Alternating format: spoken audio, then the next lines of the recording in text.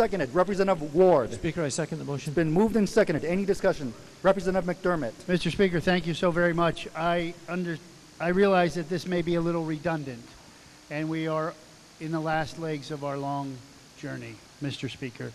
I have tried everything I can to give the majority an opportunity not to move forward with this measure that I believe, the underlying measure, unconstitutional, which I'll get into when we speak on the main measure. But the measure before us is the task force similar to the one that was passed earlier this year. However, it's different in the fact that it adds the director of DBED in charge of the task force, vice the head of the law school, and it adds an additional member of the clergy. This is a more balanced approach, I think. I think it takes into consideration the folks who have been here outside for the past 2 weeks sharing their voice with us.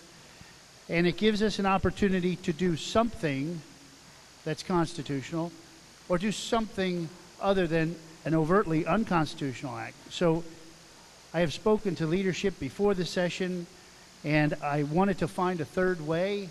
This is a third way. It's a positive, affirmative action. It is movement forward. It is a solution. It is not just carping and being negative. I am offering a way out, if you will, to do something. So, Mr. Speaker, with that, I ask for the humble consideration of the body. Thank you very much, Representative. Further discussion. Representative Fale. Mr. Speaker, I rise in support. In support, please proceed of the support of the amendment.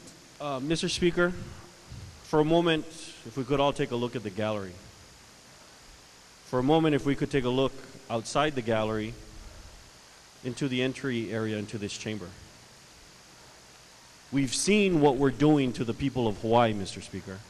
You take a look. We have a red line that's dividing the community, a red line that's dividing families and the entire state as a whole, Mr. Speaker.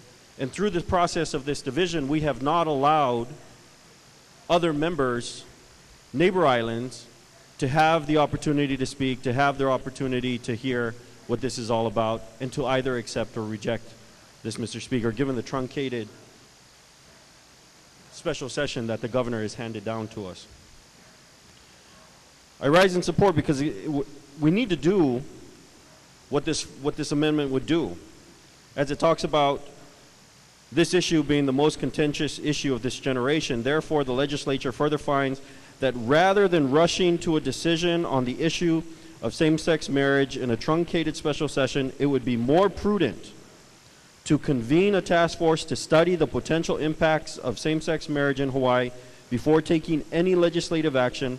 The purpose of this act is to create a task force to study the social, economic, and religious impacts of legalizing same-sex marriage in Hawaii.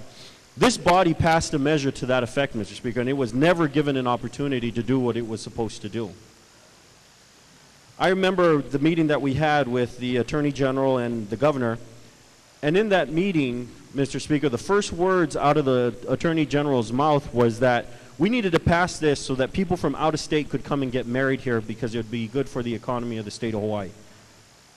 Those were the first words out of his mouth, Mr. Speaker. Now, my job is to represent people who live in the state of Hawaii. I'm not going to pass laws here so that it will be a matter of convenience or good for somebody outside of the state of Hawaii. My first priority has to be the people here. And if this measure, which we have seen the physical manifestations of the division that it's putting us through, why not make the study? Why not take an opportunity to make sure that what we're doing is the right thing, and not so that we can put extra money in the pocket of the state coffers, Mr. Speaker? That's the wrong reason to do this. Growing up here, my parents said, one of the last reasons you should do something is for $1. And if that's what's being thrown out to us, well, we're going to get $270 million or so. Is this worth $270 million, Mr. Speaker? The divisions with family, with communities, and in the state, is that worth $270 million? Is that the number one reason why we're doing this, as the Attorney General threw out to us in the meeting that we had? Is the relationship I have with my brothers, my sisters, is that worth $500 billion? The answer is no, Mr. Speaker. The answer is no. And until we know exactly what those impacts are going to be, I say it is wrong to push this measure through without knowing what it's going to do. And the reason, the overall reason is we need to get people benefits for this coming tax season. That's why we have to do it now. Is it worth it? Is this worth it?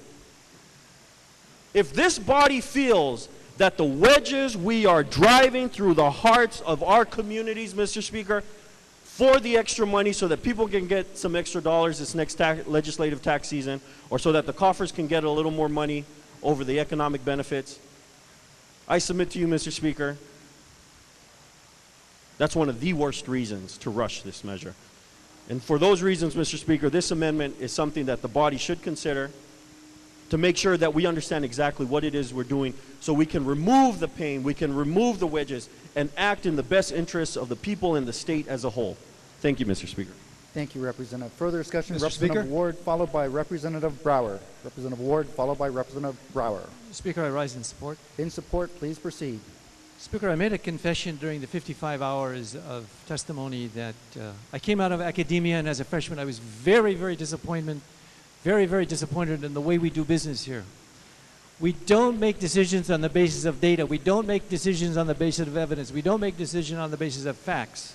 It's more opinion. It's more case, you know, a corollary from here. Representative Ward, I apologize. I do not You're mean not catching my drift? I'm catching your drift, but you cannot infer the thought process of our committee members on judiciary or finance.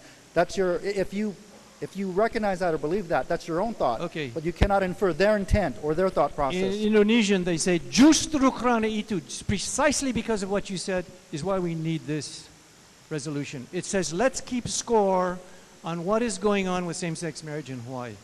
In that testimony, the tax department didn't even know how to quantify what civil unions have cost. That's loosey-goosey, Mr. Speaker. This resolution says let's do it. Let's be evidence-based. As I was interrupted in the Finance Committee, you've interrupted me in the Finance Judiciary hearing. I was trying to commend a nurse who was doing, quote, evidence-based practices. And I said, I envy you for doing evidence-based practices. That's what we need to do, Speaker. And if you can prove me otherwise, I'm not making a condemning notion of this body, but I'm telling you the way we do business, it's too loosey-goosey. It's not evidence-based. This resolution gives us some factual, empirical, evidence-based to say, here's what we've done, here's what the scores look like. That's all it is, Mr. Speaker, nothing more. You're directly on Thank you point. very I much. agree. You're directly Thank on you very point. much. Thank That's you, all I have to Representative say. Ward.